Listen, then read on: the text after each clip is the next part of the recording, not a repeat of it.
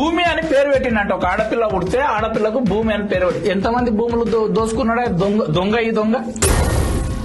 ఏం మాట్లాడుతున్నావురా, నరాలు కట్ అయిపోయింది. ఇప్పుడు ముచ్చర్ల దగ్గర హైదరాబాద్ కు సమీపంలో ఉన్నటువంటి ముచ్చర్ల దగ్గర సుమారుగా 16,000 ఎకరాల భూమిని దోసుకున్నప్పుడు అక్కడ పంటలకు పనికొచ్చే భూములు లేకుండా 50 కోట్ల ఎకరం ఉంటుందా? 50 కోట్లకి ఎకరున్న భూమిని అప్పనంగా 12 లక్షలకి ఎకర చొప్పున దోసుకున్న దొంగ వీడు ఈ రోజు వచ్చి నీతులు మళ్లిస్తున్నాడు.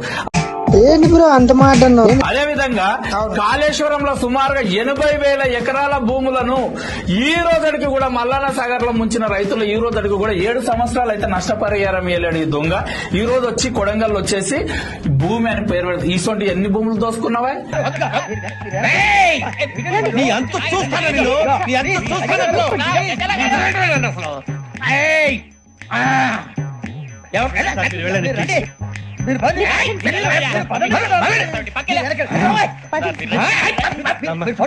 నీవు నీ అప్ప సుమారుగా 3 లక్షల ఎకరాల భూములను ఈ రోజు తెలంగాణ రాష్ట్రంలో అప్పనంగా పరిశ్రమల పేరుతో దోసుకొని తిన్న దొంగలు గారా.